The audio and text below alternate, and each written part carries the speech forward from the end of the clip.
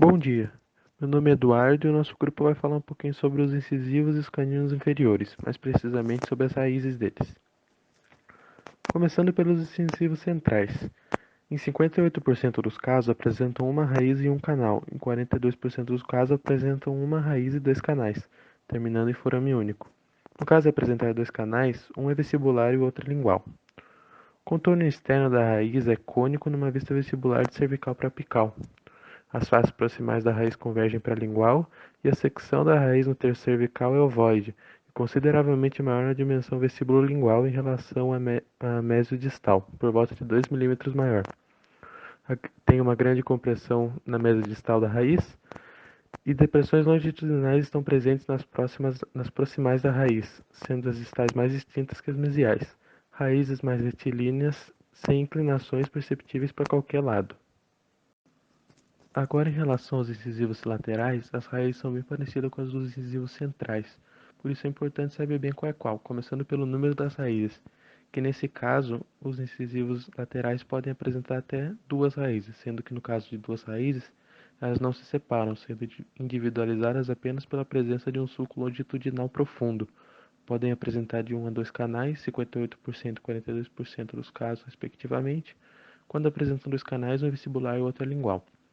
O contorno externo da raiz é cônico numa vista vestibular de cervical para apical, e as faces proximais das raízes convergem para a lingual.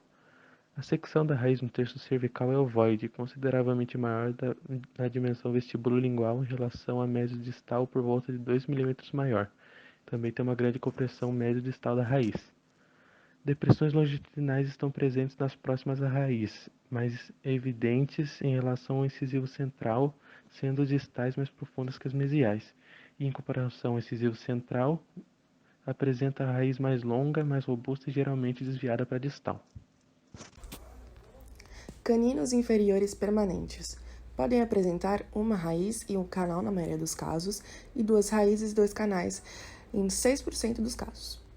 A raiz do canino inferior permanente é cônica, menos espessa que a do superior, de 1 a 2 milímetros, e mais comprimida no sentido mesiodistal. Lembrando que todos os caninos, em relação aos outros incisivos, são mais espessos, tem a raiz mais espessa também, mais incorporada, mas a gente está relacionando aqui com o canino superior, tá?